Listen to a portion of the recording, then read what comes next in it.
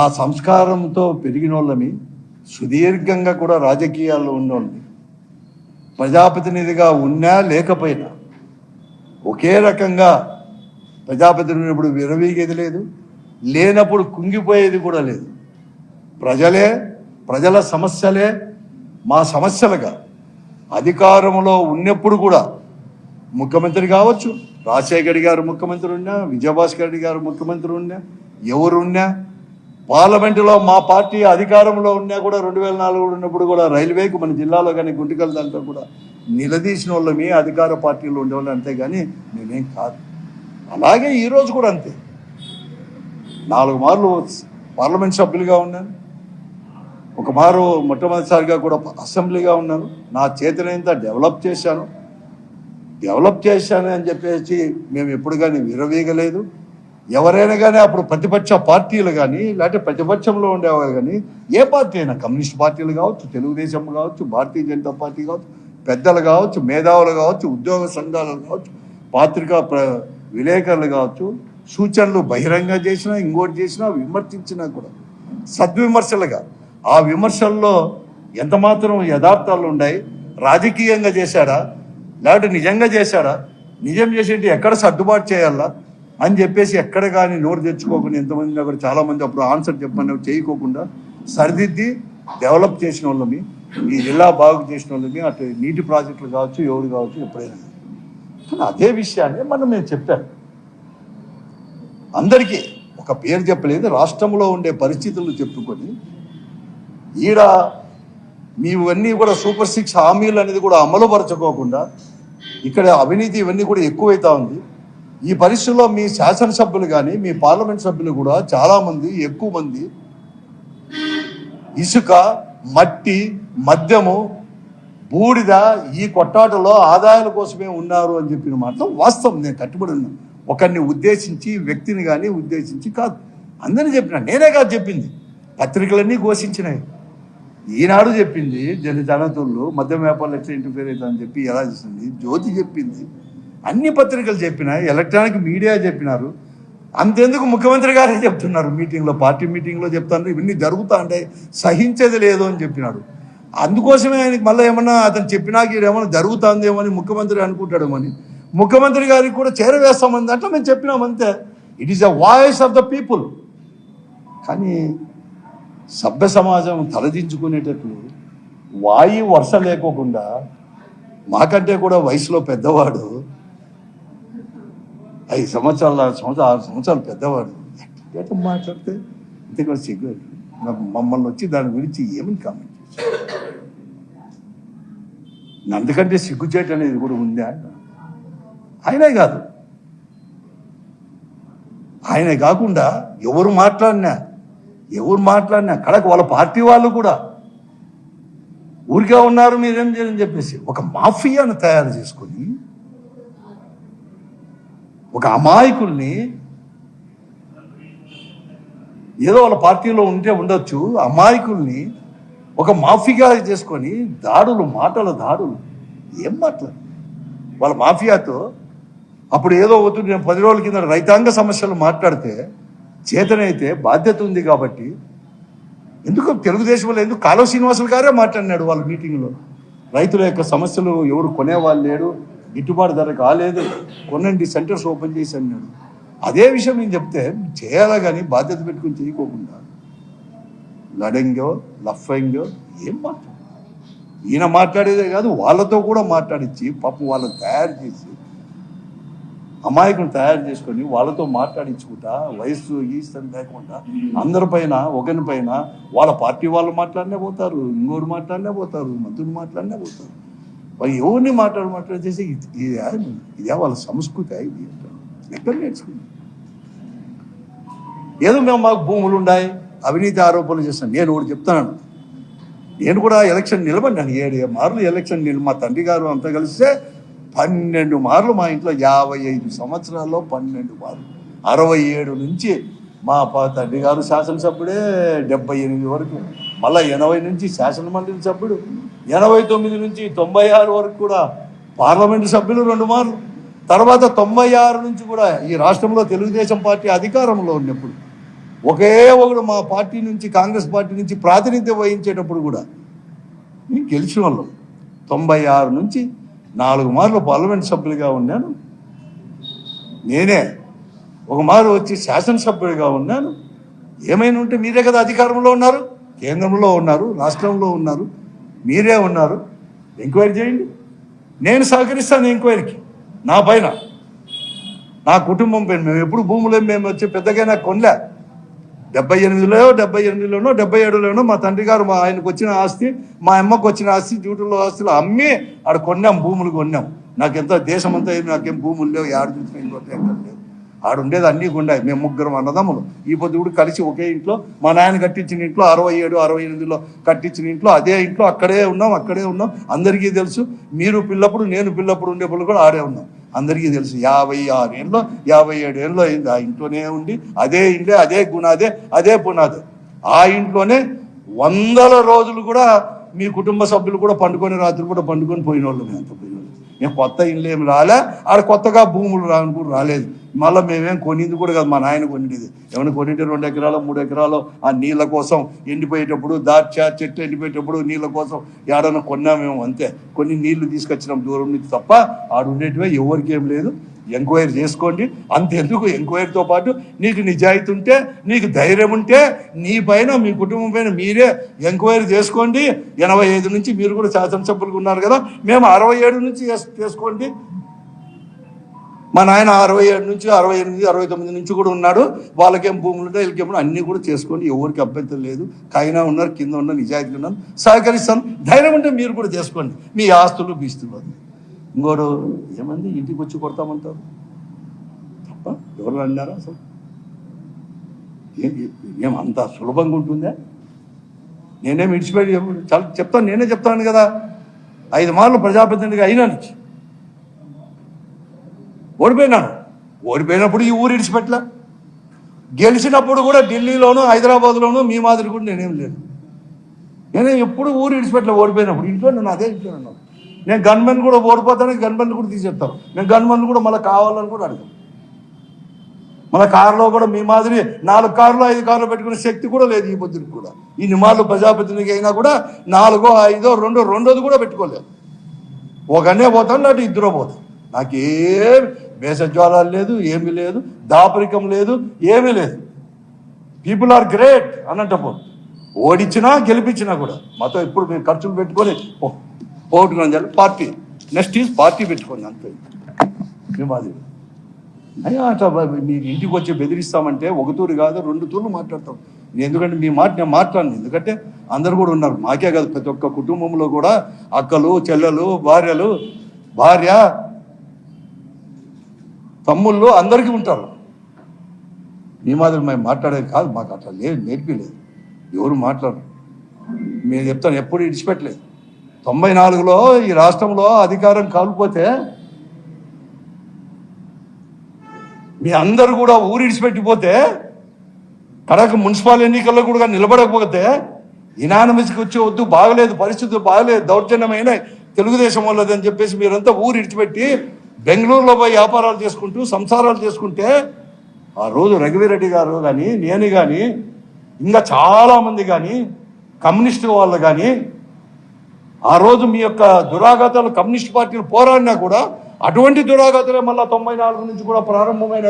ప్రభుత్వం మారినా, పార్టీలు మారినా, వ్యక్తులు మారినా అవే అవుతున్నాయని చెప్పేసి వారుతో కలిసి అంతా కలిసి ప్రజాస్వామ్యాన్ని కాపాడేదే కాకుండా మీ రాజకీయాన్ని కూడా మేము కాపాడినామయ్యా. నువ్వు మళ్ళీ 2004లోనే మళ్ళీ మీరు గెలిచినట్టు వచ్చి 2004లోనే, ఆ తర్వాత మళ్ళీ కూడా 10 సంవత్సరాలు అధికారంలోకి వచ్చింది చేసింది. ఓడిపోయినప్పుడు పరిగెత్తుకొని బెంగళూరు, హైదరాబాద్ ఎందుకు మాకు లేవడా? బెంగళూరు, హైదరాబాద్లో ఎక్కడ ఇల్లు పోయి పండుకొని కూడా లేవు. ఇదే ఉండేది, ఈడే ఉండాలి. ఆ తెలుగుదేశం మీరేమి లేరేడు జిల్లాలో, ఏదో మాట్లాడుతున్నారు అంతా. కానీ ఎవరొద్దన్నారు ఆ పొద్దు మేము తప్పు చేసింటే గట్టిగా మాట్లాడిండాల్సింది, వాయిస్ ఇచ్చిండాల్సింది. ఎందుకు అంత భయపడిపోవాలా? ఇచ్చినారు కదా మీ పార్టీ వాళ్ళందరూ, మిగతా వాళ్ళంతా ఇచ్చి మీకు కాపాడుకున్నారు కదా. అధికారం ఉన్నప్పుడు మాత్రమే మీకు ఇవన్నీ కూడా. అందరినీ కొడతారు, అందరినీ తిడతారు, వ్యాపారాలన్నీ మాకే కావాలంటారు, జిల్లాలో అందరినీ చేస్తారు. మళ్ళా కొత్తగా ఇప్పుడు ఇంతవరకు లేదు, కానీ ఇప్పుడు మళ్ళీ కొత్తది ఇది జాడ పట్టుకుంది. మాఫియాని తయారు చేసుకుంటున్నాడు, వాళ్ళతో మాట్లాడిస్తాడు. అమాయకులు పాపం, కౌన్సిలర్లు కావచ్చు, ఇంకోరు కావచ్చు, వాళ్ళని పట్టుకొని వాళ్ళతో చేసుకుని ఏదంటే అది మాట్లాడిస్తావా? అట్లా భయపడే వాళ్ళం కాదు ప్రభాకర్ రెడ్డి గారు. ఎవరికి భయపడం, నిర్భయంగా మాట్లాడతాం ప్రజాస్వామ్య పద్ధతిలో. ఏం రాజకీయాలు ఏముంది, దానికి ఏముంది? నేను కూడా 4 మార్లు గెలిచాను. తాడిపిత్రుల్లో కూడా మాకు కూడా ఓటర్స్ ఉన్నారు, మా పార్టీకి ఉన్నారు. వస్తాం తాడిపిత్రికి కూడా. రా, నువ్వు అనంతపురంగా మేము వద్దన్నామా? ఎప్పుడు ఎవరిని కానీ వద్దనం అంటే అధికారులు ఏమి రాకూడదు అని శాసించేది ఏముంది? సరే, ప్రభుత్వం అనేది కూడా నేను చెప్తాను మళ్ళీ కూడా, ఎందుకంటే మీరు అడుగుతానని చెప్తున్నాను. పోలీసు వాళ్ళకు కూడా, పోలీస్ డిపార్ట్మెంట్ కూడా చెప్తాను, IPS IAS ఆఫీసర్లకు అందరికి కూడా. ఏం మీరు లేరా? ప్రభుత్వం అనేది లేదా? అటువంటిది లేకపోతే మళ్ళీ మీరు ఎట్లా అధికారంలోకి వచ్చినారు? అదే పరిస్థితి ఉంటే ఎందుకు భయపడతాము? తాడిపిత్రికి పోతాము, తాడిపిత్రుల్లో కూడా మళ్ళీ కూడా మీటింగులకు పెడతాను. ఒక జిల్లా అధ్యక్షునిగా, పార్టీ అధ్యక్షునిగా, పార్టీగా కూడా పెడతాను. ఏమంటాం వస్తారు రాని, ఏం జరిగినా కూడా దాంట్లో ఎప్పుడు భయపడం. ఈ పశుబలమో జంతు బలమో, పశువుల కంటే జంతువుల కంటే కూడా వర్స్ట్గా బిహేవ్ చేస్తే ఎవరు ఓర్చుకునే వాళ్ళు లేరు, ఎవరు సహించే వాళ్ళు కూడా లేరు, ఎవరేం లేరు. నాకు పోతే ఉంటుంది, ప్రాణాలు పోతే పోతాయి, లేకుంటే లే, అంతేగాని ఇటువంటి వాళ్ళకి తావివ్వము. నీ మాఫియాకు కూడా తావివ్వము జిల్లాలో. నేను ఒకనే కాదు, నేనేదో పోటీ మొగని చెప్పడం లేదు, మా పార్టీ అంతా కూడా చెప్తున్నాను. అందరూ కలిసి ఆడే కాదు, ఆ నియోజకవర్గమే కాదు, ఏ నియోజకవర్గంలో అయినా కూడా అధికారం ఉన్నప్పుడు, ఏ పార్టీ అయినా అధికారంలో ఉండిపోయి అటువంటి బిహేవ్ చేసిన వాళ్ళు ఈ పొద్దు ఏమైందో కూడా అందరికీ తెలుసు. చరిత్ర తెలుసుకోవాలా.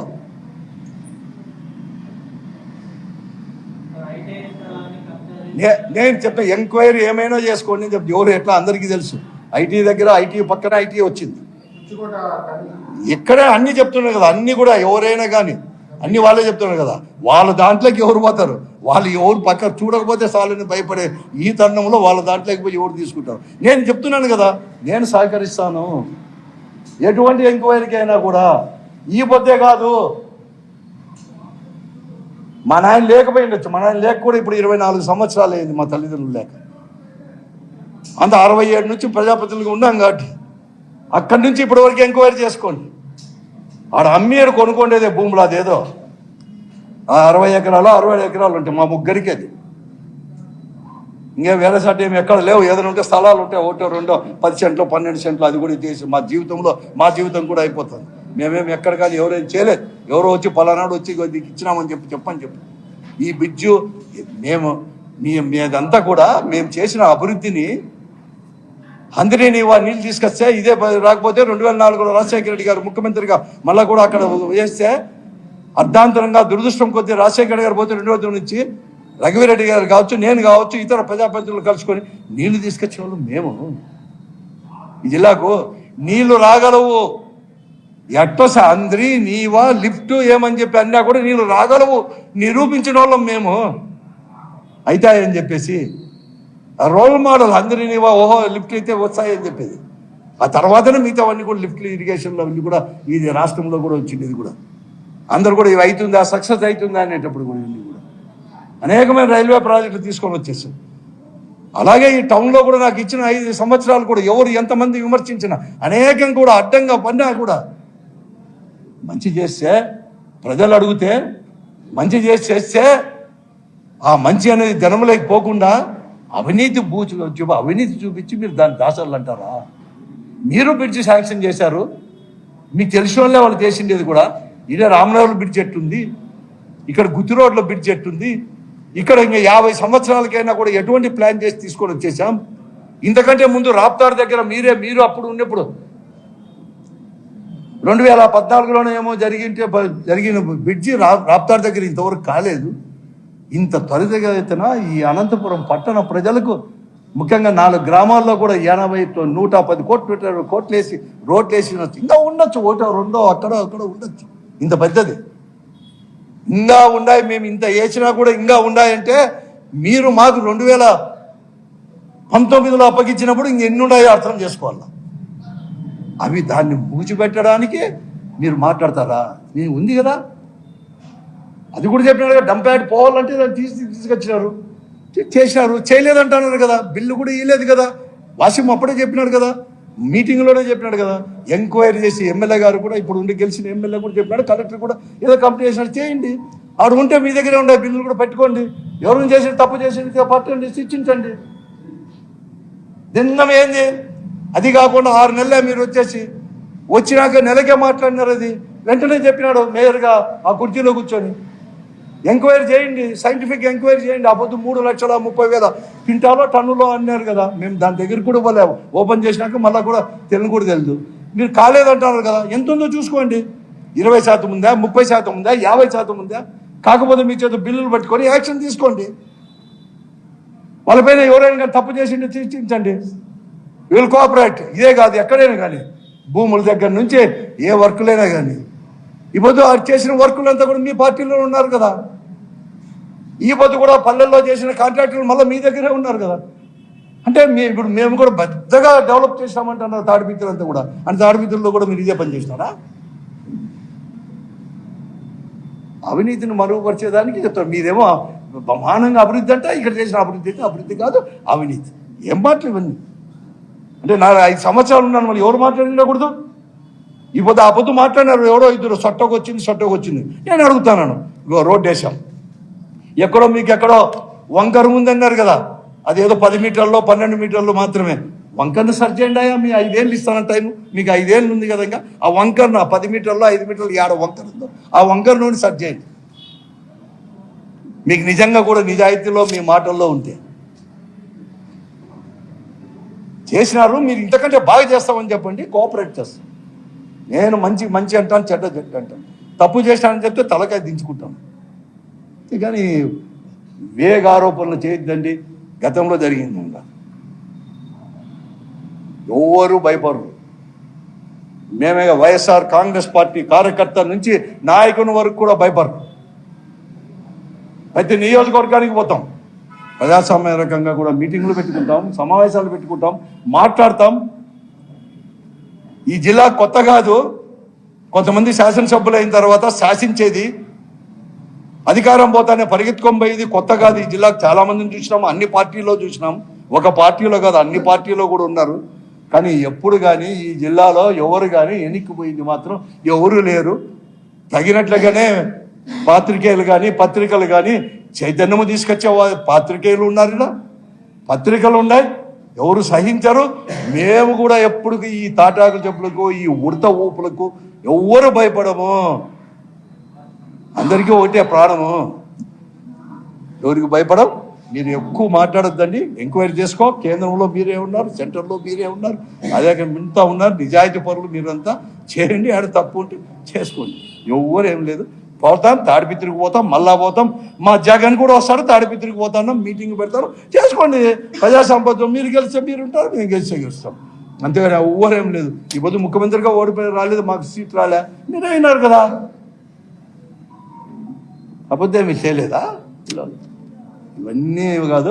నేను ఒకటి కొత్తగా పోకడేమంటే, గతంలో కూడా ఇట్లా బెదిరించిన వాళ్ళు, శాసించిన వాళ్ళు ఉన్నారు, కానీ మాఫియాలు ఎక్కడ తయారు చేయలేదు.